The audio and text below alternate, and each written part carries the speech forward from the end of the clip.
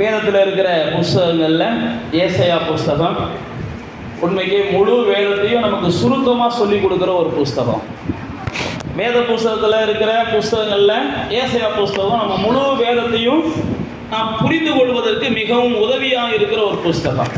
முழு வேத புஸ்தகத்துலேயும் எத்தனை மொத்த புஸ்தகங்கள் இருக்குது? 66 புஸ்தகங்கள் இருக்குது.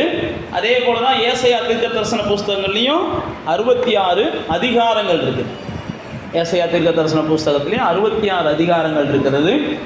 ஏசாயா தீர்க்க தரிசன புஸ்தகங்கள் இயேசுனுடைய பிறப்பை சொல்லுகிறது, உலகத்தின் படைப்பை சொல்லுகிறது.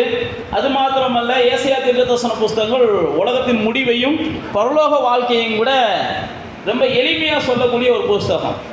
பரலோக வாழ்க்கை எப்படிப்பட்ட வாழ்க்கையாக இருக்கும் அப்படின்னா, பாம்பும் பிள்ளையும் பச்சை பிள்ளையும் சேர்ந்து விளையாடுற வாழ்க்கையாக இருக்கும். சிங்கமும் ஓனானும் ஒரே இடத்துல உட்காந்துருக்கிற வாழ்க்கையாக இருக்கும். ஆடும் அப்படின்லாம் சொல்லி ஏசாயா நல்ல புரிகிற விதங்களில் ஆவியானவரின் துணையை கொண்டு நமக்கு எழுதியிருப்பார். அங்கே பார்த்தீங்கன்னா நித்திய மகிழ்ச்சி இருக்கும், சஞ்சலம் தவிப்பெல்லாம் ஓடி போயிடும். இதெல்லாம் ஏசாயா தான் இந்த பரலோகத்தை குறித்த வெளிச்சத்தை எழுதும்போது எழுதுவார். அது மாத்திரமல்ல, இயேசுடைய வருகையை குறித்து ஏசாயா சொல்லியிருக்கிறார். இயேசுடைய மரணத்தை குறித்து ஏசாயா என்ன செஞ்சிருக்கிறார்? முழுவதுமாக வெளிப்படுத்தி இருக்கிறார். இயேசு எப்படியெல்லாம் மரிப்பார் என்று சொல்லி. இயேசு பிறப்பதற்கு 700 ஆண்டுகளுக்கு முன்னாடி வாழ்ந்த ஒரு பெரிய தீர்க்கதரிசிகளிலேயே ஒரு பணக்கார தீர்க்கதரிசி ஏசாயா. தீர்க்கதரிசிகளிலே நீங்கள் நாம் சொன்ன மாதிரி கண்ணீரின் தீர்க்கதரிசி எரேமியா. தீர்க்கதரிசிகளிலேயே அழுதுகிட்டே இருக்கிற ஆளு எரேமியா. கஞ்சி கூட அவனை போட்டு கஷ்டப்படுத்துவாங்க. எரேமியாவுடைய வாழ்க்கையை வாசிச்சு பார்த்தீங்கன்னா, ஓசியா தீர்க்கதரிசி எடுத்துக்கிட்டிங்கன்னா அவரு ஒரு டைப்பு. ஒவ்வொரு தீர்க்கதரிசியும் ஆபவுக்கு சொல்லுவார், நாங்களாம் ஆடு மேய்க்கிற ஆளுகப்பா அப்படிம்பாரு. ஆமோஸ் அதே மாதிரி என்ன செய்வார், எங்களுடைய அப்பா தொழிலெலாம் இப்படிப்பட்ட தொழில் அப்படிம்பார். ஆனால் அந்த ஏசாயா மட்டும்தான் கொஞ்சம் ராஜ வம்சத்தை சார்ந்தவர். ராஜ வம்சத்தை சார்ந்ததுனால தான் அவர் என்ன செஞ்சார், தேவனை ராஜாவை போலவே பார்க்க ஆரம்பித்தார். தாவீது தேவனை மேய்ப்பனை போல பார்த்தான். ஏன் அப்படின்னா, அவன் ஆடு மேய்க்கிறவனாக இருந்தான். அதனால் அவனுக்கு மேய்ப்பனை போல பார்த்தா தான் புரிஞ்சிச்சு. இவன் ராஜ வம்சத்தை சேர்ந்தவனாக இருந்தனால தான் தேவனை பார்க்கும்போதே ராஜாவை போல பார்த்தான். அதனால தான் பார்த்தீங்கன்னா நீங்கள் ஏசாயா சொல்லுவார், இவரை பார்த்தா அவருக்கு ஐயோ, அவரை பார்த்தா அவருக்கு ஐயோ அப்படின்னே சொல்லிக்கிட்டு வர்ற ஏசாயா திடீர்னு பார்த்து தன்னை பார்ப்பார். தன்னை பார்த்ததுக்கப்புறம் தான் அவருக்கே புரியும், ஐயோ நானும் என்ன செய்கிறேன், அசுத்த உதடுள்ளவனாக இருக்கனே அப்படின்னு சொல்லி ஏசாயா தன்னுடைய தீர்க்க தரிசன புஸ்தகங்களில் தேவன் என்ன செய்வார், அசுத்த உதடு நீங்கணும்பா அப்படின்னு சொல்லுவார். சில நேரத்தில் நமக்கு அவங்க பார்க்கும்போது அழகாக என்ன செய்யும், என்னென்ன விஷயத்தில் தவறுறாங்கன்னு தெரியும். இவங்களை பார்க்கும்போது என்னென்ன விஷயங்களில் தவறுறாங்கன்னு தெரியும். நம்மளை பார்க்கும்போது எந்த விஷயத்துலையுமே தவறாத பூரண புருஷர்களை போல தான் நமக்கு தெரியும். இதுதான் உலகத்தில் எல்லாருக்குமே இருக்கிறது. இன்னொரு பக்கம் பார்த்தீங்கன்னா, இவங்களை பார்த்தா பைத்தியக்காரங்களாக தெரியும் எடுக்கிற முடிவெல்லாம். இவங்களை பார்த்தா எடுக்கிற முடிவு பேசுகிறதெல்லாம் பைத்தியக்காரமாக தெரியும். இதுதான் உலகத்தில் நடக்கிற இயல்பு. யாருமே என்ன செய்கிறதில்ல, நிதானிக்கலை. ஆனால் ஏசாயா தன்னை நிதானித்தார். ஏசாயா தன்னை நிதானித்ததுனால தான் ஆண்டவரே அசுத்த உதடுள்ளவனாக இருக்கிறேன் அப்படின்னு சொன்ன உடனே ஆண்டவர் அடுத்த நிமிஷமே அவனுடைய அசுத்த உதடுகள் நீங்குவதற்கு சில அக்கினியை கொண்டு வந்து அவன் நாவில் வைப்பார். சில நேரத்தில் நீங்களும் நானும் எப்போ தன்னைத்தானே உணர்கிறோமோ அப்போ தான் நம்முடைய பிழைகள் மாறுவதற்கு கர்த்தர் நமக்கு என்ன செய்கிறாருன்னா சில காரியங்களை செய்கிறார். அதனால தான் தாவீது சொல்கிறான், தன் பிழைகளை உணர்கிற மனிதன் யார் அப்படின்றான். தன் பிழைகளை உணரலை அப்படின்னா உண்மைக்கே நானும் நீங்களும் தேவனுடைய பாதையில் போகிறது கஷ்டம், தடுமாறிடுவோம். அதனால தான் பல இடங்களில் சொல்லியிருக்கு, மனுஷனுக்கு செம்மையாய் தோன்றுகிற வழிகளுடைய முடிவுகள்லாம் என்ன செய்யும், மரணமாக இருக்கும் அல்லது வேதனையாக இருக்கும் அப்படின்னு நமக்கு சொல்லியிருக்கு. அதனால் எப்பயுமே நாம் என்ன செய்யணும், மற்றவங்களை நிதானிக்கிறது ரெண்டாவது, முதல்ல நம்மை நாமே நிதானிக்கணும். அதனால தான் பவுலப்போஸ்தலன் சொல்கிறான், நீங்கள் தன்னைத்தானே நிதானிச்சிங்கன்னா ஆக்கினைக்கு உட்பட மாட்டீங்க அப்படின்ற. தன்னை நிதானிக்க தெரியாதவனுக்கு நிச்சயம் தண்டனைகள் வரும். தான் எந்த விஷயத்தில் தவறுகிறோம், எந்த விஷயத்தில் மாறணும், எந்த விஷயத்தில் நான் இன்னும் கொஞ்சம் முன்னேறணும், எந்த விஷயத்தில் நான் வீக்காக இருக்கிறேன், எந்த விஷயத்தில் நான் பலமாக இருக்கிறேன், இதெல்லாம் நீங்கள் தெரிஞ்சிருக்கணும். தெரிஞ்சிருந்தால் மாத்திரம் போதாது, அதை செயல்படுத்தணும். அப்போ தான் பவுலப்போஸ்தலன் சொல்கிறாரு, நீங்கள் ஆக்கினைக்கு தப்புவீங்க, உலகத்தாரோடு கூட நியாயம் தீர்க்கப்படாமல் இருப்பதற்கு உங்களுக்கு உதவியாக இருக்கும், நோய்களுக்கு கூட தப்புவீங்கன்னு சொல்கிறார் பவுல் சொல்லும்போது. சில நோய்கள் கூட என்ன செய்தான், நம்மை நாமே உணராமல் இருக்கிறதுனால வருதான். அதில் இதெல்லாம் வேறு டாபிக், இந்த டாப்பிக்கில் நம்ம போக விரும்பலை. இப்போ இங்கே நம்ம வருவோம், ஏசாயா 49ஆம் அதிகாரத்துக்கு வாங்க. அதனால் இந்த ஏசாயா புஸ்தகம் ஒரு வேதத்தில் தேவன் நம்ம கொடுத்துருக்கிற ஒரு அற்புதமான ஒரு புஸ்தகம். இந்த ஏசாயா புஸ்தகத்தை நீங்கள் வாசிங்கன்னா அநேக வாக்குத்தத்தங்களும் அநேக வார்த்தைகளும் நமக்காகவே தேவன் எழுதி வைத்திருக்கிறாங்க. இந்த 49ஆம் அதிகாரத்தில் இன்னைக்கு நாம் தியானிக்க போகிற வார்த்தை 16வது வார்த்தையை நம்ம தியானிக்க போகிறோம்.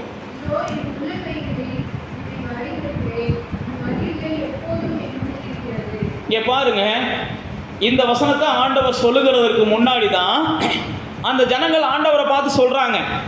அந்த 14ஆம் வசனம் சொல்லுது பாருங்க, சீயோனோ கர்த்தர் என்னை கைவிட்டு விட்டார், ஆண்டவர் என்னை மறந்தார் என்று சொல்லுகிறார். ஸ்திரீயானவள் தன் கற்பத்தின் பிள்ளைக்கு இறங்காமல் தன் பாலகனை மறப்பாளோ, அவர்கள் மறந்தாலும் நான் உன்னை மறப்பதில்லை அப்படின்ற வசனத்தை இதுக்கு அடுத்து தான் ஆண்டவர் சொல்றார். நான் உன்னை உள்ள கையில் வரைஞ்சிருக்கிறேன் அப்படின்னு எப்போ சொல்றாருன்னா, இந்த ஜனங்கள் என்ன செய்யறாங்க, இவங்க செய்யறதெல்லாமே தேவனுக்கு பிரியமில்லாத காரியமா இருக்குது, அல்லது தேவனை தூரப்படுத்துகிற காரியமா இருக்குது. இதெல்லாம் செஞ்சுட்டு இவங்க என்ன நினைக்கிறாங்க, இந்த தேவன் எங்களை மறந்துட்டாரு. இவங்க தான் தேவனை மறந்துட்டு செய்யறாங்க, இவங்க தான் தேவனை மறந்துட்டு செய்யறாங்க, தேவனை விட்டுட்டு செய்யறாங்க. ஆனால் இவங்க சொல்ற குற்றச்சாட்டெல்லாம் தேவன் எங்களை மறந்துட்டாரு, தேவன் எங்களை விட்டுட்டாரு, தேவன் எங்களுக்கு கை கொடுக்கல அப்படின்னு பேச ஆரம்பிச்சிடுறாங்க. இங்கே தான் வேதம் சொல்கிறது. அப்போ தான் ஆண்டவர் சொல்கிறாரு, எப்பா நான்லாம் உங்களை மறக்கலை, தாய் கூட தான் பிள்ளைய மறந்துடலாம், நான் உங்களை எப்பயுமே என்ன செய்யறதில்ல, மறக்கிறது இல்லைப்பா. இந்த மாதிரி என் உள்ளங்கையில் உங்களை எல்லாம் என்ன செஞ்சுருக்கிறேன், வரைந்து வைத்திருக்கிறேன். உள்ளங்கையில் வரைகிறது அப்படின்னா உங்களுக்கு எல்லாருக்குமே தெரியும், யார் ஒருத்தன் வெறி பிடிச்ச அன்புள்ளவனாக இருக்கிறானோ அவன் தான் என்ன செய்வான், தான் உள்ளங்கையில் அவங்க பேரையோ அவங்க உருவத்தையோ வரைஞ்சி வைப்பான். அந்த மாதிரி தான் நம்ம மேலே வெறி பிடிச்ச அன்புள்ளவராக யார் இருக்கிறா, தேவன் இருக்கிறார். அதனால தான் சொல்றாரு, உங்க மேல வெறி பிடிச்சவராக அல்லது வெறி பிடிச்ச அன்புள்ளவராக, அன்பின் உச்சத்தை வெளிப்படுத்துகிற வதமாகத்தான் இதை சொல்றாரு இந்த வார்த்தையை. உங்க அன்பின் உச்சத்தை, எவ்வளவு தூரம் நான் உங்களை அவங்க மேல அன்பா இருக்கிறேன், உங்க மேல எவ்வளவு நான் பாசமா இருக்கிறேன் அப்படின்றத அந்த ஜனங்களுக்கு வெளிப்படுத்துவதற்காகத்தான் என் உள்ளங்கையில் உங்களை எல்லாம் என்ன செஞ்சிருக்கிறேன், வரைஞ்சி வச்சிருக்கிறேன். என்னைய போய் நான் மறந்துட்டேன்னு சொல்றீங்களே, என்னைய போய் நான் விளையிட்டேன்னு சொல்றீங்களேன்னு சொல்லி அந்த ஜனங்களோடு கூட தேவன் பேசுகிறதை பார்க்கிறோம். இந்த வருடத்தை முடிக்க போகிற உங்களோடும் கூட ஆண்டவராக தான் சொல்றாரு, உச்சபட்ச அன்பு உங்க மேல யார் வச்சிருக்கிறான்னா ஆண்டவர் தான் என்ன செய்யறார், வைத்திருக்கிறார். அதனால நீங்க எப்பயுமே என் மேல அவங்க அன்பு வைக்கல, இவங்க அன்பு வைக்கல, இவங்க அன்பு பொய், அவங்க அன்பு பொய் அப்படின்றதெல்லாம் புலம்புறதை விட்டு போட்டு, எனக்கு ஒரு பெரிய அன்பு இருக்குது, என் மேல பெரிய நேசர் ஒருத்தர் இருக்கிறார் அப்படின்னு சொல்லி அவருடைய அன்பை நினைச்சு நம்ம எப்பயுமே என்ன செய்ய ஆரம்பிச்சிடணும், சந்தோஷப்பட ஆரம்பிச்சிடணும். உங்களுக்குள்ள ஒரு உணர்வு எப்பயுமே இருக்கணும், இந்த உலகத்துல இயேசுவை போல என்னை நேசிப்பதற்கு நிச்சயமா யாராலையும் கூடாது, யாராலையும் கூடாது. நீங்க எவ்வளவு பெரிய அன்புள்ளவங்களாவது இருந்துட்டு போங்க, இயேசுவை போல இந்த உலகத்துல ஒரு மனிதனை நேசிப்பதற்கு ஒருவராலும் கூடவே கூடாது. அதைத்தான் இந்த இடத்துல சொல்றாரு, உள்ளங்கையில நான் வரைஞ்சி வச்சிருக்கிறேன் உங்களெல்லாம். பொதுவா என்ன செய்வாங்க, மனிதர்கள் தான் தேவனை எங்கனையாவது வரைஞ்சி வச்சிருப்பாங்க, எங்கனையாவது தொங்க போட்டிருப்பாங்க. நீங்களாம் வரைஞ்சி வைக்கிறேன், நீங்களாம் தொங்க போடலை. பாக்கியசாலிகள் சில இடங்களில் நான் பார்த்துருக்கிறேன், அவங்கவுங்க எங்கெங்கேயோ என்ன செஞ்சுருப்பாங்க, எழுதி வச்சுருப்பாங்க அவங்கவுங்க சாமியை. அது தப்புன்னு நான் சொல்ல வரலை, அவங்களுக்கு அது அன்பு கூறுகிற விதம். ஆனால் இங்கே பாருங்க, தேவன் சொல்கிறாரு, நான் உங்களெல்லாம் என்ன செய்கிறேன், என் உள்ளங்கையில் நான் வரைஞ்சி வச்சுருக்கிறேன், உங்களை தான் என் உள்ளங்கையில் நான் எழுதி வச்சுருக்கிறேன். உங்கள் ஒவ்வொரு ஆள் பேரையும் அவர் சொல்கிறார். நீங்கள் போய் கேட்குறீங்கன்னு வைங்களேன், என்ன ஆண்டவரே அவனுக்கு மட்டும் தான் சொன்னீங்களா, இல்லைனா உன்னையும் தான் எழுதி வச்சுருக்கேன்னு காமிப்பார்.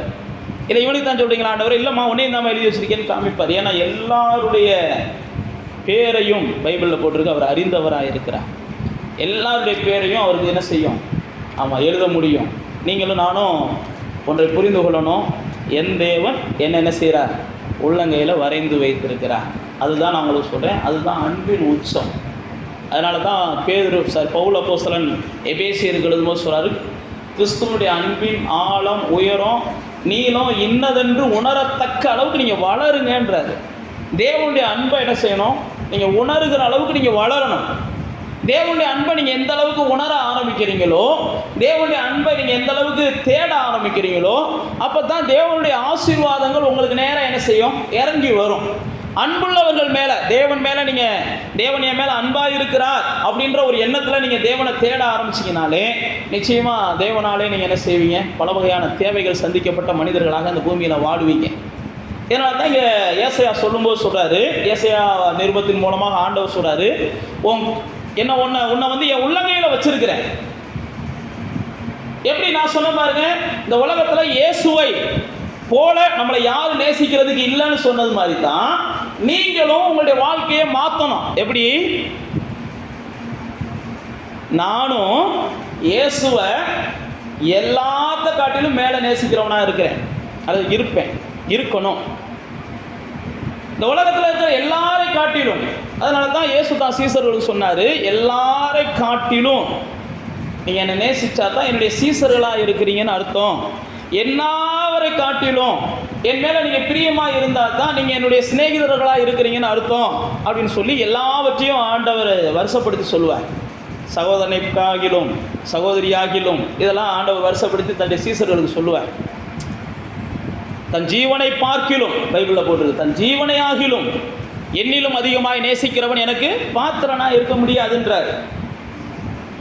ஆனால் ஆண்டவருடைய வேதம் சொல்லுகிறது, நீங்களும் நானும் அவரை எந்த அளவுக்கு நேசிக்கிறோமோ நேசிக்கலையோ, ஆனால் அவருடைய அன்பு என்பது நம்ம மேலே என்ன செய்யுதுன்னா முடிவு வரையிலும் பரிபூரணமாக இருக்குது. யோவான் 13ஆம் அதிகாரத்தை எடுத்து வாசித்து பார்த்தீங்கன்னா முதல் வசனமே சொல்லுது, அவர் முடிவு பரியந்தமும் தம்முடைய சீசர்களுக்கு அவர் அன்புள்ளவராக இருந்தார். முடிவு பரியந்தம் அன்புள்ளவர்களாக இருந்தார். அப்போ நானும் நீங்களும் தேவனுடைய பிள்ளைகளாக இருக்கிறதுனால நமக்குள்ள இது புரியணும், தேவன் என் மேலே வெறித்தனமான அன்புள்ளவராக இருக்கிறார். அது உங்களுக்கு புரியணும். என் தேவன் என் மேலே வெறித்தனமான அன்புள்ளவராக இருக்கிறார். அன்பின் உச்சத்தை எனக்கு தேவன் ஒருவர் தான் காண்பிக்க முடியும், வேற யாரும் அன்பின் உச்சத்தை எனக்கு காண்பிக்கவே முடியாது. அதனால தான் ரோமருக்கு எழுதும்போது பவுல் சொல்லும்போது சொல்றாரு, நான் பாவிகளாக இருக்கையில் 5ஆம் அதிகாரத்தில் எழுதுறார், நான் பாவிகளாக இருக்கையில் அவர் நமக்காக வந்து மரித்து தம்முடைய அன்பை என்ன செஞ்சாராம், வெளிப்படுத்தினார். என்ன அன்புன்னு பாருங்க. அப்படிப்பட்ட தேவன் நீங்களும் நானும் ஆராதிக்கிற தேவன். அதனால தான் அந்த ஜனங்கள் சொல்கிறாங்க, ஜனங்கள் எப்பயுமே என்ன செய்கிறாங்கன்னா, எப்பயுமே தேவனை காட்டிலும் தன்னை நல்லவங்களாக தான் பேசுவாங்க. நீங்கள் இல்லை, நானும் இல்லை, பொதுவாக ஜனங்களை சொல்கிறேன். ஜனங்கள் எல்லாருமே தேவனை வந்து தேவனை காட்டிலும் தன்னை நல்லவங்களாக சொல்லுவாங்க. நான் சரியாக தான் இருக்கிறேன், தேவன் தான் என் விஷயத்தில் தவறுகிறார். நான் சரியாக தான் இருக்கிறேன், தேவன் தான் என் விஷயத்தில் என்ன செய்கிறார், சொதப்புறார் அப்படின்னு பொதுவாக தேவ பிள்ளைகளில் எல்லா பிள்ளைகளுமே சொல்கிற வார்த்தை. ஆனால் ஆண்டவர் தெளிவாக அந்த மக்களை பார்த்து சொல்கிறாரு, நான் உங்களை கைவிடலை, நான் உங்களை விட்டு விலகலை, நான் உங்களை மறக்கலை. நீங்கள் தான் என்ன செஞ்சிட்டீங்க, என்னை விட்டுட்டு இன்னொரு தெய்வத்தை தேடுறீங்க. நீங்கள் தான் என்னை மறந்துட்டு என்னென்னமோ பாவ வாழ்க்கைக்கு போகிறீங்க. நீங்கள் தான் நான் இதை செஞ்சால் எனக்கு வருத்தம் வரும்னு தெரிஞ்சாலும் துணிகரமாக செய்கிறீங்க. தேவன் எப்பயுமே இதை செஞ்சால் உங்களுக்கு வருத்தம் வரும்னு தெரிஞ்சுன்னா அந்த விஷயத்தை அவர் செய்யவே மாட்டார். முடிஞ்ச அளவுக்கு உங்களை வருத்தப்படுத்தாமல் வாழ வைக்கணும்னு கர்த்தர் விரும்புகிறார். நீங்கள் எவ்வளோ வருத்தப்படுத்தினாலும் உங்களை வருத்தப்படுத்தாமல் இந்த பூமியில் வாழ வைக்கணும்னு தேவன் எப்பயுமே என்ன செய்கிறாருன்னா விருப்பம் உள்ளவராக இருக்கிறார். அதனால தான் இந்த இளையகுமாரன் கதையில் கூட பார்த்தீங்கன்னா வந்து கேட்ட உடனே, என்னப்பா தம்பி போறியா, கஷ்டப்படுவோப்பா அப்படிலாம் சொல்லலை. நீ இளையகுமாரன் லூக்கா 15ஆம் அதிகாரத்தில் நம்ம எல்லாம் அறிஞ்சிருக்கிறோம். என்னப்பா தம்பி போறியா, கஷ்டப்படுவேன், அங்கே போனேன்னா சிரமமாக இருக்கும், நீ அப்பா விட்டு போகிற அம்மா விட்டு போகிற அப்படிலாம் அவர் சொல்லவே இல்லை. என் பங்கை கொடுங்க, ரைட்டு கொண்டு போ. அதுக்கப்புறம் பார்த்தீங்கன்னா அவர் எல்லாத்தையும் தொலைச்சிட்டு வரும்போதும் அங்கே தகப்பன் என்ன செய்கிறார், எல்லாத்தையும் தொலைச்சிட்டு வந்துட்டேன்லாம் திட்டலை. அதான் ஏன் அப்படின்னா அதுதான் அங்கே சொல்லுது, தேவனுடைய அன்பு எப்பயுமே நமக்கு தீங்கு செய்கிற அன்பு கிடையாது. நாம் என்ன செஞ்சிடறோம், இந்த தேவனுடைய அன்பை விட்டு வெளியில் போனால் அல்லது தேவனுடைய அன்புக்குள்ளே இருக்கிறதுனால தான் நம்ம நினைக்கிறத செய்ய முடியலை, தேவனுடைய அன்புக்குள்ளே இருக்கிறதுனால தான் நம்ம விரும்புகிற வாழ்க்கை வாழ முடியலை, தேவனுடைய அன்புக்குள்ளே இருக்கிறதுனால தான் நமக்கு பாவ வாழ்க்கைக்கு என்ன செய்ய வேண்டியிருக்கு, போகிறதுக்கு துணிவு இல்லாமல் இருக்குது. அதனால நாம் தேவனை விட்டு போயிட்டா நல்லா இருப்போம்னு நினைக்கிறோம். ஆனால் தேவனை விட்டு போயிட்டா நம்ம எப்படி இருப்போம்ன்றதுக்கு ஒரு எடுத்துக்காட்டு தான் அந்த இளையகுமாரன். தேவனை விட்டுட்டு போயிட்டீங்க, தகப்பனை விட்டுட்டு போயிட்டீங்கன்னு நீங்கள் நினைக்கலாம். இங்கேருந்து பார்க்கும்போது உங்களுக்கு அங்கிட்டு போயாச்சுன்னா எத்தனையோ ஆசையை தூண்டுகிற காரியங்கள் இருக்கிறது மாதிரி தெரியும். ஆனால் போய் பார்த்தீங்கன்னா கொஞ்ச நாளில் பைபிளில் போட்டிருக்கு, உங்களுடைய உருவம் மாற ஆரம்பிக்கும், கொஞ்ச நாட்களில் உங்கள் சரீரத்தின் பலம் குறைய ஆரம்பிக்கும், கொஞ்ச நாட்களில் நீங்கள் நோய்வாய்ப்பட ஆரம்பிப்பீங்க, கொஞ்ச நாட்களில் இருக்கிறதெல்லாம் இழந்து நிம்மதி இல்லாமல் கர்த்தாவேன்னு கண்டிப்பாக கூப்பிட ஆரம்பிப்பீங்க, கர்த்தரை தெரிஞ்சவங்களாக இருக்கிறதுனால. இப்படி தான் அந்த இளையகுமாரனுடைய கதையில் நம்ம பார்க்குறோம். அப்போ தேவ பிள்ளைகளாகி நீங்களும் நானும் ஒன்றை புரிந்து கொள்ளணும், தேவனுடைய அன்பு எப்பயுமே என்ன செய்யுது, நம்மளை வருத்தப்படுத்தாத அன்பாக இருக்குது. அந்த இளையகுமாரனை தகப்பன் பார்த்து வருத்தப்படுத்தணும்னா 1000 காரணங்கள் இருந்துச்சு வருத்தப்படுத்தலாம். 1000 காரணங்கள் இருந்துச்சு வருத்தப்படுத்துவதற்கு. ஏன்டா என் பேச்சை கேட்காம போனேன், ஏன்டா இதை செஞ்சு அதை செஞ்சு வருத்தப்படுத்தலாம். அவனே வேதனையில் வர்றான், அவனே நொந்து போய் வர்றான், அவனே அசிங்கப்பட்டு வர்றான், அவனே அல்லல் பட்டு வர்றான். இவனை போய் காயப்படுத்தலாமாண்டு கட்டி பிடிச்சிக்கிட்டாரு, அணைச்சாரு. பைபிள் அப்படி தான் போட்டிருக்கு. உனக்கு ஒரு புது வாழ்க்கையை கொடுத்தாரு. ஏன் நான் உங்களுக்கு சொல்கிறேன்னா, இதுதான் தேவனின் உச்சபட்ச அன்பு. இந்த அன்பை யாருமே நமக்கு வெளிப்படுத்த முடியாது, யாருமே நமக்கு வெளிப்படுத்த முடியாது. நீங்கள் 2 வாட்டி ஒரு மனுஷனுடைய பேச்சை கேட்கல, 3ஆவது வாட்டி உங்கள் மனுஷன் என்ன செய்வான்னா, எப்போயாவது உங்களுக்கு தீங்கு நிகழாதான் அப்போ நம்ம உங்கள் தலையில் கொட்டணும்னு காத்து கிடப்பான். இதுதான் மனுஷனுடைய இயல்பு. 2 வாட்டி நீங்கள் மனுஷனுடைய பேச்சை கேட்கல, 3ஆவது வாட்டி ஏதாவது ஒரு தீங்கு நிகழும் போது மொத்தமாக வட்டி முதலமாக வச்சு என்ன செய்வாங்க, காட்டத்தை காமிப்பாங்க. இது மனுஷனுடைய இயல்பு.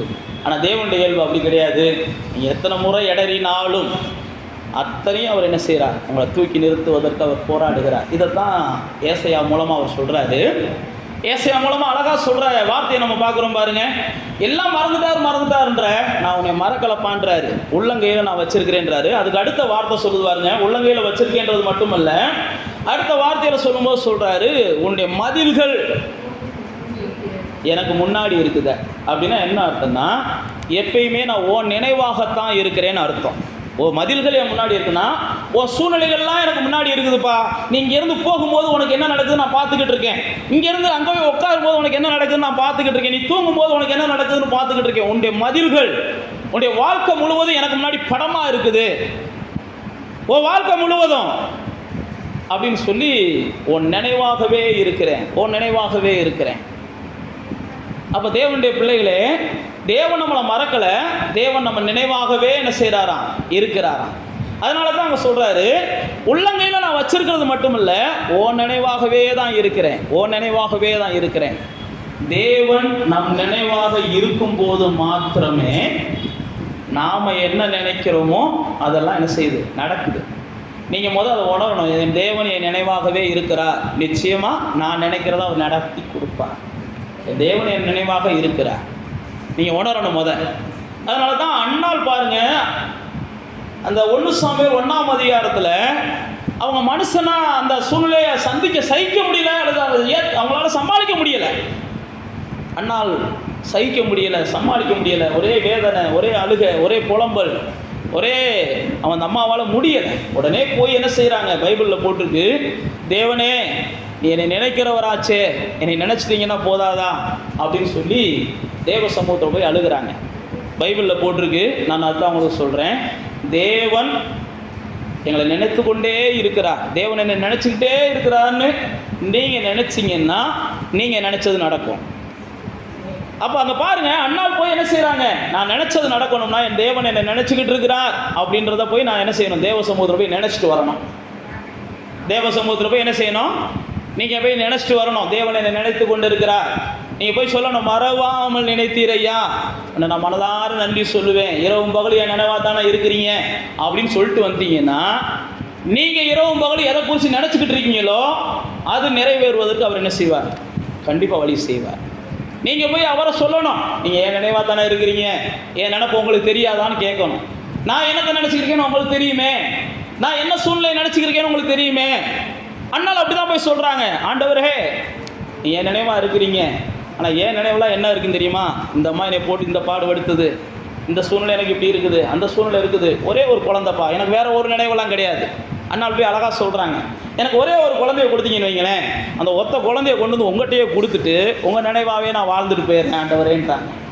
சில நேரத்தில் நீங்களும் நானும் ஆண்டவருடைய சமூகத்தில் போய் இப்படி தான் சொல்லணும், ஆண்டவரே என் நினைவா என்ன செய்யுது, நான் உண்மை நினைக்க விரும்புகிறேன், ஆனால் இந்த பிரச்சனையை போட்டு நினைக்க விட மாட்டேங்குது, இந்த சூழ்நிலையை நினைக்க விட மாட்டேங்குது, அந்த சூழ்நிலை நினைக்க விட மாட்டேங்குது. ஆண்டவரே நான் உங்களை நினைக்க விரும்புகிறேன், நான் என்ன நினச்சிக்கிட்டு இருக்கோனோ அதை என்ன செய்யுங்க, எனக்கு நிறைவேற்றி தாங்கப்பா, மாற்றி கொடுங்கப்பான்னு கேட்டு பாருங்களேன். அண்ணாளுக்கு செய்த தேவன் நிச்சயமாக உங்களுக்கு என்ன செய்வார். அண்ணாளுக்கு செஞ்சார் பாருங்க, பைபிளில் போட்டிருக்கு. அதுக்கப்புறம் அண்ணாள் துக்கமுகமாகவே இல்லையா, அதுக்கப்புறம் நான் நினச்சதான் ஆண்டவர் நிறைவேற்றிட்டாருன்னா அதுக்கப்புறம் என்ன செஞ்சாங்களாம், சந்தோஷமாகவே ஆண்டவரை நினச்சி போய்கிட்டே இருந்தாங்க. தான் பிள்ளைய கூட ஆண்டவர் கொடுத்துட்டாங்க, ஊழியம் செய்யட்டும் போடா அப்படின்னு அனுப்பிச்சி வச்சிட்டாங்க. எனக்கு ஆசையே இல்லைன்ட்டாங்க. நீங்கள் பாருங்கள், ஆசையாக கேட்ட குழந்தை பால் மறந்த உடனே கொண்டு வந்து ஆலயத்தில் விட்டுட்டு போயிடுறாங்க. நீங்கள் வாட்சி பார்த்தீங்கன்னா அண்ணாலை போல் உண்மைக்கு ஒரு பரிசுத்த வாட்டியை நம்ம பார்க்குறது கஷ்டம். ஆனால் நீங்களும் நானும், நான் ஏற்கனவே சொன்னபடி அண்ணாலை போல தேவனிடத்தில் அன்புள்ளவங்களாகவும் நான் என்ன செய்யணும், இருக்கணும். ரெண்டாவது பாருங்க, தேவன் நம்ம நினைவாகவே இருக்கிறதுனால நமக்கு வருகிற உபத்திரவங்களையும் போராட்டங்களையும் பிரச்சனைகளையும் அவர் என்ன செய்கிறாருன்னா நிச்சயமாக ஒரு நேரத்தில் அவர் நினைக்க ஆரம்பிக்கிறார். என் பிள்ளை இதுக்கு மேலே தாங்காது, இதுக்கு மேலே போராடாது, இதுக்கு மேலே இதுக்கு திராணி இல்லை, இதுக்கு மேலே இதுக்கு பலன் இல்லை, இதுக்கு மேலே விட்டோம்னா தற்கொலை வழி செத்து போயிடும். நீங்கள் எல்லாம் தெரிந்து கொள்ளுங்க, நம்முடைய தேவன் உங்களுடைய உள்ளத்தில் இருக்கிற எல்லா உணர்வுகளையும் உருப்படியாக புரிஞ்சவர் அவர் தான். உங்கள் உணர்வுகள் வேறு யாருக்கும் புரியாது. நீங்கள் அவங்க புரியலை இவங்க புரியலைன்னா அழுகாதீங்க, வருத்தப்படாதீங்க, அது புரியாது. நீங்கள் என்ன தான் உணர்வை புரிய வைக்கணும், உங்களுடைய உள்ளத்தில் இருக்கிற உணர்வுகளை புரிய வைக்கணும்னு போராடினாலும் நீங்களாம் போய் என்ன செஞ்ச மாதிரி தான் இருக்கும், செவிடைங்க அதில் சங்கு ஊதுன மாதிரி தான் இருக்குமே ஒழிய. நான் அதை தான் உங்களுக்கு மறுபடியும் சொல்லுகிறேன், உங்களுடைய உணர்வுகளை சரியாக புரிந்து கொண்டவர் தேவன் ஒருவர் தான். பாருங்கள், இஸ்ரவேலர்களுடைய வாழ்க்கை கசப்பாயிருச்சு. இனிமே வாழ்க்கை எங்களுக்கு வேண்டாம்ன்ற ஒரு முடிவுக்கு வந்துடுறாங்க. பைபிளில் போட்டிருக்கு, ஜீவனை கசப்போடு அவங்க வாழ்ந்து கொண்டு இருந்தபோது தேவன் அவர்களை நினைத்தார் அப்படின்னு சொல்லி யாத்ராமத்தின் புஸ்தகத்தை எழுதும்போது தேவாவியானவர் அங்கே எழுதுகிறார். தேவன் அவர்களை நினைவு கூர்ந்தார். தேவன் அவர்களை நினைவு கூர்ந்து, இதுக்கு மேலே என் ஜனம் தாங்காது, இதுக்கு மேலே என் ஜனத்துக்கு போராட பலன் இல்லை, இதுக்கு மேலே என் ஜனத்தை விட்டோம்னா என் ஜனம் வேற ஏதாவது தவறான முடிவு எடுத்துரும்னு சொல்லி அவர்களை கண்ணோக்கி பார்க்கிறார். அவர்களை நினைத்தருளினார் அப்படின்னு அங்கே ஆவியானவர் நமக்காக எழுதி வச்சிருக்கிறார். அவர்களை நினைவு கூர்ந்தார், நினைத்தருளினார் அப்படின்னு சொல்லி 2ஆம் அதிகாரத்தை நீங்கள் வாசிச்சு பார்த்தீங்கன்னா கடைசியாக 25ஆம் வசனத்தில் போட்டிருக்கு, தேவன் இஸ்ரவேல் புத்திரரை கண்ணோக்கினார், தேவன் அவர்களை நினைத்தருளினார் அப்படின்னு போட்டிருக்குது. எப்ப நினைத்தருளினார்? இவருடைய ஜீவன் கசப்பாயிருச்சு, இனிமே உங்களால் ஜீவன் வாழ்றதுக்கே இஷ்டம் இல்லை, எப்படா சாவு வரும்னு காத்து கிடைக்கும். ஏன்னா வாழ்க்கையில போராடி போராடி முடியல. 430 ஆண்டுகள், கொஞ்சம் நஞ்செல்லாம் கிடையாது, முடியல. விடிவு கிடைப்பதற்கான எந்த வழியும் இல்லை, தன்னை கேட்பதற்கு ஆள் இல்லை, தன்னை விசாரிப்பதற்கு ஆள் இல்லை, தனக்காக பேசுவதற்கு ஆள் இல்லை. அப்ப இஸ்ரவேல் ஜனங்கள் என்ன செஞ்சிட்டாங்க, இனி சாவுதாண்டா முடிவுன்னு இருக்கிறாங்க. பைபிளில் போட்டு கர்த்தர் அவங்களை நினைத்தருளினா அதனுடைய விளைவாக என்ன நடந்துச்சா, இவங்க சாக, இவங்களை துன்பப்படுத்தின வீட்டில் உள்ள சாவு வந்துச்சான். இவங்களை இந்த நிலைமைக்கு ஆளாக்குனான் பாருங்க, அந்த வீட்டில் உள்ள சாவு வந்துச்சான். வீட்டில் சாகாத ஒரு வீட்டில் உள்ள சாவு இல்லாத வீடே இல்லையா. அப்படியெல்லாம் கர்த்தர் உங்கள் எதிரிகளுக்கு செய்வாங்கன்னு நான் சொல்ல வரல. அப்படிலாம் நீங்கள் நினச்சிக்கிட்டு என்ன செஞ்சிடாதீங்க, சந்தோஷப்பட்டுறாதீங்க. அப்படிலாம் எந்த எதிரியும் கர்த்தர் என்ன செய்யக்கூடாது, செய்கிறத நம்ம விரும்பக்கூடாது. தேவன் பாருங்க, இந்த மக்கள் சாவு கசப்பாக இருக்கும்போது, வாழ்க்கை கசப்பாக இருக்கும்போது கர்த்தர் உடனே என்ன செஞ்சார், அவங்களை நினைத்தருளினார். அப்போ கர்த்தர் உங்கள் மேலே நினைவாக இருக்கிறதுக்கு முதல் காரணம் நான் சொன்னேன் பாருங்க, நீங்கள் நினச்சதெல்லாம் என்ன செய்யணும், நிறைவேற்றி தரதுக்காக நினைவாக இருக்கிறார். ரெண்டாவது நான் சொல்கிறேன் பாருங்க, உங்களுடைய பலத்துக்கு மிஞ்சின போராட்டங்களுக்கு ஒரு முடிவை கொண்டு வருவதற்கு ஏற்ற நேரத்தில் அவர் என்ன செய்கிறார், அதுக்கு தான் உங்கள் மேலே நினைவாகவே இருக்கிறார். உங்கள் மேலே ஏன் நினைவாகவே இருக்கிறாருன்னா, இதுக்கு மேலே என் பிள்ளை தாங்காதுன்ற ஒரு நேரம் வரும்போது எவனையாவது ஒருத்தனை பிடிச்சி கழுத்தை பிடிச்சி இருக்கிறார். மோசை வரமாட்டேன்னா கூட அவனை போட்டு என்ன செய்கிறார், கால் கொழுந்து கெஞ்சுறார், என் ஜனத்துக்காக வாடான்னு. மனுஷன்ட்ட காலு கொழுகிற சூழ்நிலையை நமக்காக கர்த்தர் என்ன செஞ்சார், மோசைட்ட அவ்வளோ கெஞ்சி. நான் போன வாரம் உங்களுக்கு மோசையை பற்றி சொன்னேன், போன வாரம் நீங்கள் வந்திருந்தீங்கன்னா தெரியும். மோசைட்ட அவ்வளோ போராடுறார். ஏன், என் ஜனம் இதுக்கு மேலே விட்டால் தாங்காது, என் ஜனத்துக்கு அவ்வளோதான் பலன். அப்போ தேவன் ஏன் நம்மளை நினைத்து கொண்டு இருக்கிறார் அப்படின்னா, நம்ம திராணிக்கு மேலே நம்முடைய வாழ்க்கையில் அடுத்து என்ன செஞ்சிடக்கூடாது, நம்ம நகன்றக்கூடாது, நகல முடியாது. அதுக்காகத்தான் தேவன் நம்மளை நினைத்து கொண்டே இருக்கிறார். மூன்றாவது, தேவன் நம்மை ஏன் நினைத்து கொண்டே இருக்கிறார் அப்படின்றதுக்கு நான் ஒரு வசனத்தை சொல்லி முடிக்கிறேன். நான் முதல் சொன்னதையும் நீங்கள் ஞாபகம் வச்சுக்கோங்க, ரெண்டாவது சொன்னதையும் நீங்கள் ஞாபகம் வச்சுக்கோங்க. மூன்றாவது, ஏன் தேவன் நம்மளை நினைத்து கொண்டே இருக்கிறார் அப்படின்னா, இதுக்கு மேலே நம்மளால் தாங்க முடியாது அப்படின்றத காட்டிலும், இந்த நம்ம ராகேல் இருக்கிறாங்க பாருங்க, ராகேலை ஆண்டவர் நினைவு கூர்ந்தார். என்னத்துக்காக அந்த அம்மாவை நினைவு கூர்ந்தார் சொல்லுங்கள். ராகேலுக்கு என்ன பிரச்சனை, ராகேலுக்கு குழந்தை இல்லை, அதான் பிரச்சனை. அப்போ ராகேலுக்கு குழந்தை இல்லைன்னு உடனே ராகேல் என்ன செய்கிறாங்க, போராடி பார்த்துட்டு அதுக்கப்புறம் என்ன செஞ்சிடறாங்க, ஒரே தான் செத்தாத்தான் அடுத்த முடிவுன்ற இடத்துக்கு அவங்களும் வந்துடுறாங்க. அப்போ தான் புருஷனை பார்த்து கேட்குறாங்க, ஒன்று குழந்தைய கொடு, இல்லைன்னா என்னை கொன்று ஓடுன்றாங்க. ஒன்று குழந்தைய கொடுக்குறேன் நான் சாகட்டான்ற அளவுக்குலாம் அவங்க பேச ஆரம்பிச்சிடுறாங்க. 1ஆம் அதிகாரம் 32ஆம் அதிகாரங்களை நீங்கள் வீட்டில் போய் வாட்ச் பார்த்துக்கோங்க.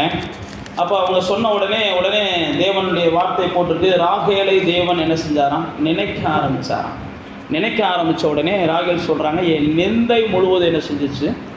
தேவன் உங்களை நினைக்க ஆரம்பிச்சிட்டாருன்னா, இது வரைக்கும் நீங்கள் அவமானப்பட்டீங்க பாருங்க. இது வரைக்கும் எத்தனையோ பேர் உங்களை நிந்திச்சிருப்பாங்க, அல்லது பரியாசம் பண்ணி பேசியிருப்பாங்க. எத்தனையோ பேர் உங்களை நீங்கள் துன்பப்படுறது மாதிரி பேசியிருப்பாங்க, வெட்கப்படுறது மாதிரி பேசியிருப்பாங்க. அப்போ தேவன் ஏன் உங்களை நினைத்து கொண்டே இருக்கிறார் அப்படின்னா, நீங்கள் துன்பப்பட்ட இடத்துல எல்லாம் என்ன செய்யணும்? சந்தோஷமாக இருக்கணும். வெட்கப்பட்ட இடத்துல எல்லாம் கண்டிப்பாக புகழ்ச்சியாக இருக்கணும். நீங்கள் நிந்தைகளையும் அவமானங்களையும் பார்த்த இடங்கள்ல எல்லாம் கனத்தையும் மேன்மையும் சுதந்திரிச்சவங்களாக வாழணும். இந்த மாற்றங்களை தருவதற்காக தேவன் என்ன செய்கிறார்னா, அவங்க மேலே நினைவாகவே இருக்கிறார். அப்போ நான் உங்களுக்கு சொன்ன பாருங்க, தேவன் எப்பயுமே நம்மளை மறக்கிறது இல்லை. தேவன் நம்மளை உள்ளங்கையில் தான் வச்சிருக்கிறார். நம்ம மேலே எவ்வளோ முடியுமோ அவ்வளோ அன்பின் உச்சத்தை காண்பிக்கிறார். நம்முடைய வாழ்க்கையில் நாம் எந்த தண்டனையை அனுபவிக்கக்கூடாதுன்றதுக்காக தான் இயேசு தேவனான இயேசு நம்ம அந்த பூமிக்கு வந்து எல்லா தண்டனையும் ஏற்றுக்கொண்டு அவர் என்ன செஞ்சார்? இந்த ஜனங்களை விட்டுருங்க அப்படின்னு சொல்கிறார். தன்னுடைய சீசர்களை பார்த்து சொல்கிறார். அவங்க போர் சேவர்கள் சீசர்களை பிடிக்கிறாங்க.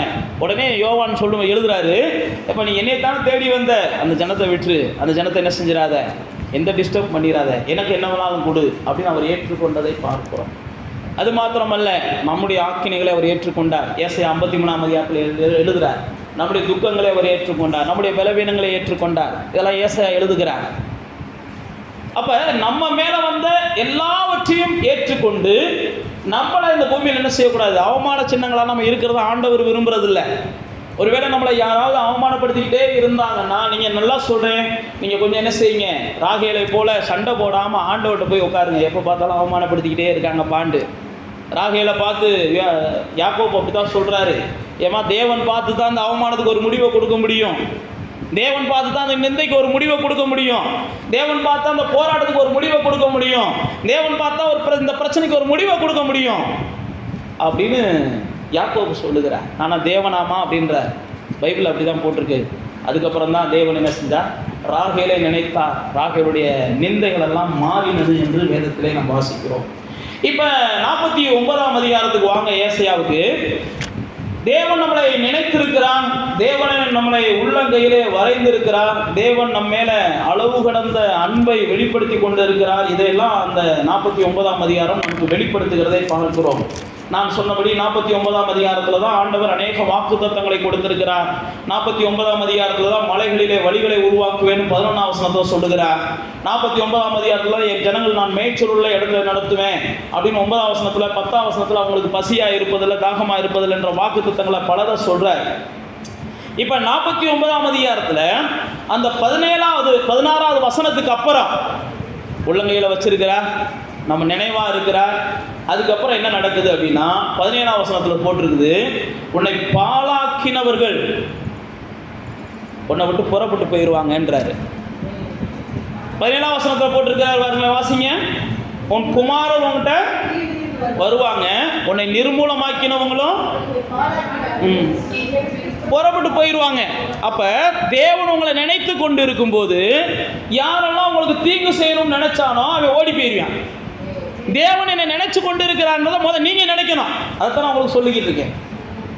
தேவன் உங்களை நினைத்து கொண்டு இருக்கிறான்றதை நீங்க ஏற்றுக்கொண்டாதான் உங்களுக்கு தீங்கு செய்யணும், நிர்மூலம் பண்ணணும், உங்களுக்கு ஏதாவது ஒரு பொல்லாப்பை செய்யணும்னு நினைச்சிருக்கிறவன் இனி ஓடி போயிடுவான். ஏன் அப்படின்னா, இனி உங்களுக்கு அவன் எதெல்லாம் செய்யணும்னு தொடுறானோ அதெல்லாம் அவனுக்கு ரிப்ளை ஆகும். அதனால தான் வேதம் சொல்லுகிறது, கர்த்தர் உங்களை உள்ளங்கையில் வரைஞ்சிருக்கிறார். உச்சபட்ச அன்பு என் மேலே தேவன் வச்சிருக்கிறார். வெறித்தனமான அன்பு என் மேலே தேவன் வச்சிருக்கிறார். நீங்கள் எப்பயுமே என்ன செய்யணும்? தேவனுடைய அன்பை உயர்த்தி பிடிங்க. உங்களுடைய பலவீனங்கள் எல்லாம் சில நேரத்தில் பிசாசு ஞாபகப்படுத்துவான். நீங்கள் பலவீனங்கள் எல்லாம் என்ன செய்யாதீங்க? உயர்த்தி பிடிக்காதீங்க.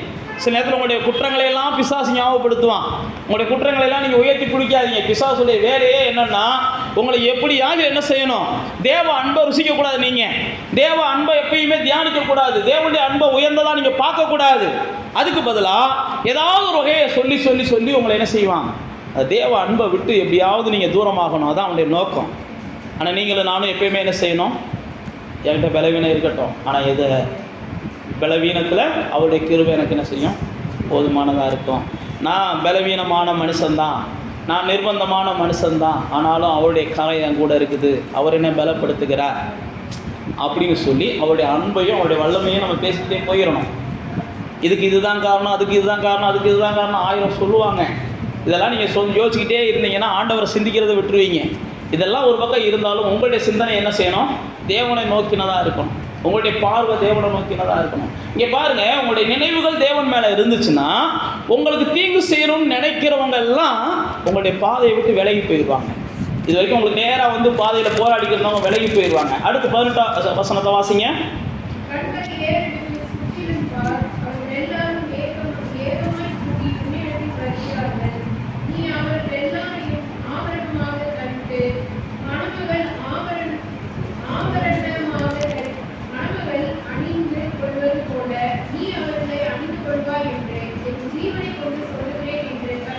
யாரை சொல்கிறார் அப்படின்னா, நான் சொன்ன பாருங்கள், உங்களை துன்பப்படுத்தினவங்க உங்களுக்கு தூரமாக போயிடுவாங்க, உங்களை நிர்மூலம் பண்ணவங்க உங்களுக்கு தூரமாக போயிடுவாங்க. அந்த 17 வசனத்தை துவங்குறாரு பாருங்க, உன் குமாரர்கள் உங்ககிட்ட வர்றாங்க பாரு, உன் பிள்ளைகளுடைய வருங்காலம் வசந்த காலமாக இருக்கும். அதுதான் சொல்கிறார். உன் பிள்ளைகள் நீ பார்த்த இந்த போராட்டத்தை பார்க்க மாட்டாங்க, உன் பிள்ளைகள் நீ பார்த்த இந்த பிரச்சனைகளை பார்க்க மாட்டாங்க, உன் பிள்ளைகள் இவங்களோட போராட வேண்டிய சூழ்நிலை வராது, உன் பிள்ளைகள் அவங்களோட போராட வேண்டிய சூழ்நிலை, அது உன் பிள்ளைகளுடைய வருங்காலம் அது ஒரு வசந்த காலமாக இருக்கும். உன் வம்சத்தினுடைய வருங்காலம் ஒரு வருத்தம் இல்லாத காலமாக இருக்கும். அதைத்தான் சொல்றார். மணமகனை போல சந்தோஷமா இருப்பாங்க, மகளை போல சந்தோஷமா இருப்பாங்க. யார் அப்படின்னா, நான் அதை தான் சொல்றேன், கர்த்தர் என்னை உள்ளங்கையில் வச்சிருக்கிறாருப்பா, கர்த்தர் என்னை நினைச்சுக்கிட்டு இருக்கிறாருப்பா அப்படின்னு நீங்கள் நினைக்கும் போது உங்களுக்கு தீங்கு செய்யறவங்கெல்லாம் விலகி போயிடுறாங்க. உங்கள் வம்சத்துக்கும் உங்களுடைய சந்ததிகளுக்கும் ஒரு சமாதானமான நாட்களை நீங்கள் என்ன செய்கிறீங்க? துவக்கி வைக்கிறீங்க, கர்த்தரால் துவக்கி வைக்கிறீங்க. அதுதான் அந்த 18 வசனத்தில் சொல்லுகிறதை பார்க்குறோம். 19 வசனத்தை நான் உங்களுக்கு சுருக்கமாக சொல்லிடுறேன். 19 வசனத்தில் போட்டிருக்கு பாருங்க, உன வனாந்திரங்களும் பாலிடங்களும் நிர்மூலமான உன் தேசமும் இனி குடிகளின் திறவினாலே உனக்கு நெருக்கமாக இருக்கும், உன்னை விழுங்கினவர்கள் தூரமாயிருவாங்க. அப்படின்னா என்னன்னா, இது வரைக்கும் நீ சேர்த்து வைக்க முடியலை, இது வரைக்கும் நான் சம்பாத்தியம் பண்ணி என்னால் முன்னேற முடியலைன்னு நினச்சி, இது வரைக்கும் உன்னுடைய வருமானத்தில் ஏதோ ஒரு பக்கம் வந்தது மாதிரி இருந்துச்சு, இன்னொரு பக்கம் போகுது அப்படின்னு நீ போராடுனதெல்லாம் ஒரு முடிவுக்கு வரும். அதுக்கப்புறம் நெருக்கமில்லாத ஒரு உலகத்துக்குள்ளே நீ வாழக்கூடிய ஒரு வாய்ப்புகளை கர்த்தர் உருவாக்குவார் அப்படின்றது தான் 19 வசனம் சொல்கிறது. உன்னுடைய நெருக்கங்கள் எல்லாம் மாறி போயிடும், உன்னுடைய போராட்டங்கள் முடிவுக்கு வந்துடும், உன்னுடைய சூழ்நிலைகளில் ஒரு பெரிய வெற்றியை நீ பார்ப்ப அப்படின்றத அந்த 19:20 சொல்றார். பிள்ளைகளிலிருந்து உனக்கு பிள்ளைகள் பிறப்பாங்க. அப்படின்னா என்னன்னா, வாய்ப்புகளே இல்லாமல் இருந்த உனக்கு இனி அநேக வாய்ப்புகள் ஆண்டவர் உருவாக்குவார். எனக்கு வாய்ப்பே இல்லைப்பா சார், நான் வாழ நினைக்கிறேன் ஆனால் வாய்ப்பே இல்லை, நான் ஆசீர்வாதமாக இருக்க நினைக்கிறேன், எனக்கு வாய்ப்பே இல்லை, சந்தோஷமாக இருக்க நினைக்கிறேன், வாய்ப்பே இல்லை. நான் மறுபடியும் தான் சொல்கிறேன், தேவன் என்ன உள்ளங்கையில் வச்சிருக்கிறாருப்பா, அவருடைய அன்பு அளவில்லாததுப்பா. அவர் என்ன நினைக்கிறாருப்பா, எனக்கு வாய்ப்பு கொடுப்பார், எனக்கு வழியை உண்டாக்குவார், எனக்கு பாதையை திறப்பார், எனக்காக நிச்சயமாக என்ன செய்யும், சில சூழ்நிலைகளை கர்த்தர் மாற்றங்களை தருவார்னு நீங்கள் என்ன செய்யணும்? அவரை குறித்து கொண்டாடணும், அவரை குறித்து பெருமையாக பேசணும். அதை தான் அந்த வசனங்கள் அவர் சொல்கிறதை பார்க்குறோம். 22ஆம் வசனத்தில் போட்டு ராஜாக்கள் அதுக்கப்புறம் உங்களை ஆதரிக்க ஆரம்பிச்சிருவாங்க. நீங்கள் தேவனுடைய சமூகத்தில் நிற்க நிற்க உங்களை ராஜாக்கள் ஆதரிக்க ஆரம்பிச்சிருவாங்க, அதிகாரிகள் ஆதரிக்க ஆரம்பிச்சிருவாங்க, உங்களை மற்ற பெரிய பெரிய ஆட்கள் வந்து உங்களுக்கு உதவி செய்வதற்கு முன் வர ஆரம்பிச்சிருவாங்க. இது வரைக்கும் உங்களுடைய நீங்கள் உதவி கேட்டு போயிடுவீங்களோ அப்படின்னு ஒதுங்கி போனவங்க கூட உங்களுக்கு உதவி வேணுமான வழியை வந்து நிற்கக்கூடிய அந்த 22ஆம் வசனங்களை நீங்கள் வீட்டில் வாட்சி பார்த்துக்கோங்க. அந்த மாதிரி சூழ்நிலைகளை கர்த்தர் உருவாக்கிட்டு அங்கே 23ஆம் வசனத்தை முடிக்கும் போது சொல்கிறாரு, கர்த்தருக்கு காத்திருக்கிற நீங்கள் என்ன செய்வதில்லை, வெட்கப்படுவதில்லைன்னா அப்போ நீங்கள் அறிஞ்சுக்கிருவீங்கன்றார். எப்போ நீங்கள் அறிஞ்சுக்கிருவீங்க? ராஜாக்கள்லாம் உங்களுக்கு வந்து உதவி செய்வாங்க, உங்களுடைய சத்துருக்களெல்லாம் உங்களுக்கு விலகி போயிடுவாங்க, உங்களுடைய வம்சத்தினுடைய வருங்காலமெல்லாம் ஆசீர்வாதமாக இருக்கும், இது வரைக்கும் வாய்ப்பு இல்லாத இடங்களெல்லாம் உங்களுக்கு வாய்ப்புகள் உருவாகும், இது வரைக்கும் சேர்க்க முடியலை, பணத்தை சேர்க்க முடியலை, உறவுகளை சேர்த்து வைக்க முடியலை, என்னத்தை சேர்த்து வைக்க முடியலையோ அதெல்லாம் சேர்த்து வைப்பீங்க. அப்போ நீங்கள் புரிஞ்சுக்கிருவீங்க, கர்த்தருக்கு காத்திருக்கிறவங்க நிச்சயமாக ஒரு நாள் என்ன செய்வாங்க, வெட்கப்படாமல் சந்தோஷமாக இருப்பாங்க அப்படின்னு நீங்கள் புரிஞ்சுக்கிருவீங்க. அப்படின்றத அந்த 23ஆம் அதிகாரத்தின் கடைசியில் அவர் சொல்லுகிறதை பார்க்கிறோம். அடுத்து தொடர்ந்து பார்க்குறோம். 25, 26 வரைக்கும்லாம் கடைசியாக முடிக்கும் போது என்ன செய்கிறாருன்னா, இதெல்லாம் ஆண்டவர் சொல்லிட்டு தான் கடைசியாக முடிக்கும்போது 25 வசனம் சொல்றாரு, விடுதலையின்றி தவித்தவங்களுக்கு ஆண்டவர் என்ன செய்யறாருன்னா விடுதலை தரார். விடுதலையின்றி தவிச்சவங்களை நீங்க பார்த்தீங்கன்னா 24 வசனத்தில் போட்டிருப்பாருங்க, பராக்கிரமன் கையில் இருக்கிற கொள்ளை பொருளை பறிக்க கூடுமோ, நீதியாய் சிறைப்பட்டு போனவர்களை விடுவிக்க கூடுமோ. அப்படின்னா என்ன அர்த்தம்னா, நியாயமா தண்டிக்கப்படுறவங்க தண்டனை அனுபவிச்சு ஆகணும். ஆனால் ஆண்டவர் என்ன சொல்றாரு, எப்போ நான் நியாயமாக தண்டிக்கப்படுறவன் தான், ஆனால் என்னுடைய இயேசுனுடைய அன்பு என்னை இதிலேருந்து தப்பு வச்சிருச்சு அப்படின்னு நீங்கள் நினச்சிட்டிங்கன்னா நியாயமாக அனுபவிக்கிற தண்டனையிலிருந்து உங்களுக்கு விடுதலை கொடுக்குறேன். ஏதோ நான் உழைப்பினேன் அதனால் அனுபவிக்கிறேன், இந்த பிரச்சனைக்கு நான் தான் காரணம், இந்த இடத்துல நான் தான் இதுக்கெல்லாம் பிரச்சனைக்கெல்லாம் இவ்வளோ தூரம் நான் என் வாழ்க்கை நாசமாக போனதுக்கு நான் தான் காரணம்னு ஒருவேளை நீங்கள் உணர்ந்துருக்கலாம். ஆனால் எப்போ ஆண்டவருடைய அன்பு என் மேலே என்ன செய்யுது அளவில்லாததாக இருக்குன்னு நீங்கள் உணர ஆரம்பிக்கிறீங்களோ, நியாயமாய் அனுபவித்து கொண்டிருக்கிற வேதனைகள் கூட தேவனால என்ன செய்யும் மாறும். அப்படின்றது தான் இந்த 25, 26 நீங்கள் வீட்டில் போய் வாசிங்கன்னா தெரியும். இது வரைக்கும் நியாயமா விடுதலை இல்லாமல் தவிக்கலாம், ஒருவேளை நியாயமான காரணங்களினாலே ஆசீர்வாதம் இல்லாமல் தவிக்கலாம், நியாயமான காரணங்களினாலே நியாயமற்ற காரணங்களினாலே தவிக்கிறீங்கன்னா அது வேற. சிலருக்கு வந்து நியாயம் தான் செஞ்சது தான் அனுபவிச்சுக்கிட்டு இருக்கிறாங்க, அது அவங்களுக்கு உணர்வு இருந்துச்சுன்னா கத்தர்கிட்ட தப்பிக்கிடுவாங்க. அதையும் நியாயப்படுத்தினாங்கன்னா அவங்க நியாயப்படுத்திக்கிட்டே நாய் மாதிரி கத்திக்கிட்டு கிடக்க வேண்டியதான். எப்போ தான் செஞ்ச தப்புக்கு தான் அனுபவிக்கிறேன்னு ஒரு மனுஷன் உணர்றானோ நிச்சயமாக அவனை கத்தர் என்ன செய்கிறான்னா, பைபிளில் போட்டுக்காருங்க, அறிக்கை இடுகிறவன் வாழ்வடைகிறான். அடுத்தவங்க தப்பை உணர்றது நமக்கு ஈஸியாக இருக்குது. நம்ம தப்பை நான் அதான் ஆரம்பத்திலே சொன்னேன், நம்ம உணரணும். ஏசையா தான் நமக்கு கற்றுக் கொடுக்குறார். நம்ம தப்பை நீங்கள் உணரலை அப்படின்னா கண்டிப்பாக உங்கள் வாழ்க்கைக்கு நீங்கள் தான் விரோதி, வேறு யாருமே விரோதி கிடையாது. நீங்கள் எந்த இடத்துல தவறுகிறோமோ அந்த இடத்துல நீங்கள் தவற உணரணும். அப்படி தவற உணர முடியலையா, ஆவியானவர் யாரை வச்சா சுட்டி காட்டினார்னு அப்பயாவது உணருங்க. அப்பயும் உணர முடியலையா, ஆவியானவர் ஏதாவது சிக்ஷையை கொடுப்பார், அப்பயாவது உணருங்க. அப்பயும் உணர முடியல, ஏதாவது ஒரு வகையில் சாகிறதுக்குள்ளே மாற்றணுன்றது அவருடைய ஆசை. அதனால தான் இங்கே சொல்லுது, நியாயமாக நீங்கள் தண்டிக்கப்பட்டால் கூட தேவனை நோக்கி பார்த்தீங்கன்னா அதுலேருந்து உங்களுக்கு ஒரு செய்கிறா விடுதலையை கொடுக்குறார். அடுத்து பார்த்தீங்கன்னா கடைசியாக 26, உனக்கு செய்ய எதிரிகள் நினைச்சதை எல்லாம் உன்னை ஒடுக்கினவர்களுடைய மாம்சத்தை அவங்களுக்கு தான் திங்க கொடுப்பேன் அப்படின்ற. தேவ பிள்ளைகளுக்கு தொடர்ந்து யாரெல்லாம் தொடர்ந்து தொல்லை கொடுத்துக்கிட்டே வர்றாங்களோ அவங்களுக்கான தொல்லையை பெருக பண்ணுறாங்க. முதல் நீங்கள் புரிஞ்சுக்கிறோம், நான் தேவனுடைய மனுஷன், நான் ஒதுங்கி போகிறேன், தேவனுடைய மனுஷன், நான் சமாதானமாக போகிறேன், நான் தேவனை பின்பற்றுகிறவன், அதனால் கொஞ்சம் சலிச்சு போகிறேன் அப்படின்னு நீங்கள் போகும்போது யார் உங்களை ஒடுக்குறாங்களோ அவங்க மாம்சத்தை அவங்க திம்பாங்க. அப்படின்னா என்னென்னா, எந்த வேதனையெல்லாம் அவங்க உங்களுக்கு கொடுக்குறாங்களோ அந்த வேதனையெல்லாம் உங்களுக்கு வராமல் அவர் காப்பாற்றுவார். அந்த வேதனையெல்லாம் அவங்களுக்கு பல மடங்கு திரும்ப போகிற சூழ்நிலைகளை உங்கள் கண்களால் நீங்கள் பார்ப்பீங்க. அதை தான் அங்கே சொல்கிறேன். அப்போ தேவனுடைய பிள்ளைகளாகி நீங்களும் நானும் இந்த நிச்சயத்தில் இருக்கணும், தேவன் என்னை நேசிக்கிறபடினால, தேவன் என் மேலே அளவு கடந்த அன்பு வச்சிருக்கிறதுனால நான் எந்த ஆபத்துக்கும் பயப்பட தேவையில்லை அப்படின்ற ஒரு நிச்சயத்தோடு இந்த மாதத்தை நீங்கள் துவங்குங்க. அதுதான் நான் உங்களுக்கு சொல்கிறேன். என்னை அவர் உள்ளங்கையில் வரைஞ்சிருக்கிறார். எப்பயும் தேவனை என்ன செய்யாதீங்க, குறை சொல்லாதீங்க. தேவ பிள்ளைகள் நீங்கள் குறை சொல்லக்கூடாது. தேவனை நீங்கள் தேவ பிள்ளைகள் சொன்னீங்க, குறை சொன்னீங்கன்னா நீங்கள் சாத்தானுக்கு ஆராதனை செய்கிறதுக்கு சமம். தேவனை தேவ பிள்ளைகள் குறை சொல்கிறது யாருக்கு ஆராதனை செய்கிறதுக்கு சமம்? சாத்தானுக்கு ஆராதனை செய்கிறதுக்கு சமம். அதனால் தேவ பிள்ளைகள் எப்பயுமே தேவனை போய் என்ன செய்யக்கூடாது, குறை சொல்லவே கூடாது. அதுதான் இந்த ஜனங்கள் ஆண்டவரை பார்த்து சொல்கிறாங்க, தேவன் எங்களை மறந்துட்டார், தேவன் எங்களை கைவிட்டுட்டாருன்றாங்க. உடனே தான் ஆண்டவர் சொல்கிறாரு, இல்லை நான் உங்களை மறக்கலடா, உங்களை கைவிடடா, தாய் கூட மறக்கலாம், நான் மறக்க மாட்டேன்டா, உள்ளங்கையில் வரைஞ்சி வச்சுருக்கேன்டா, இதுக்கு மேலே என்னடா செய்ய சொல்கிறீங்க?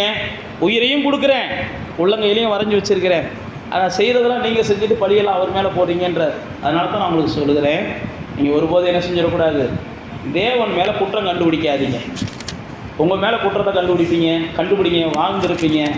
தேவனை குற்றப்படுத்துனீங்க அப்படின்னா பிசாசோட சீக்கிரம் போய் கை ஓர்த்துருவீங்க. தேவனை குற்றப்படுத்துகிற வேலைகளை மாத்திரம் தேவ பிள்ளைகள் செய்யாதீங்க. இந்த வருடத்தை முடிக்க போகிறீங்க, தேவனை உள்ளங்கையில் வரைந்து வைத்திருக்கிறார் அந்த நிச்சயத்தோடு இந்த வருஷத்தை முடிங்க. புதிய வருஷம் கர்த்தர் நினைத்திருக்கிறபடி உங்களுடைய நினைவுகளை எல்லாம் வாய்க்க பண்ணுவார். கர்த்தர் நினைத்திருக்கிறபடி உங்களுடைய எல்லா நெருக்கங்களும் மாறும்படி செய்வார். கர்த்தர் உங்களை நினைத்திருக்கிறபடினால உங்களுடைய நிந்தைகள் நீங்கும். கர்த்தர் உங்களை நினைத்திருக்கிறபடினால நிச்சயமாக உங்களுடைய வாழ்க்கையில் அடுத்தடுத்து நீங்கள் என்ன செய்வீங்க, உங்கள் வம்சத்தை வளமாக்குவீங்க. அடிக்கண்களை மூடி கர்த்தரை நோக்கி பாருங்க. நீ வந்தா சூழ்நிலை மாறுமே, முடியாததும் சாத்தியமாகுமே. நீ வந்தால் சூழ்நிலை மாறுமே. முடியாததும் சாத்தியமாகுமே. நிறைவே நீர் மாறுமே. நிறைவே நீர் வேண்டுமே. நிறைவே நீர் போதுமே. ஆவியானவரே, ஆவியானவரே.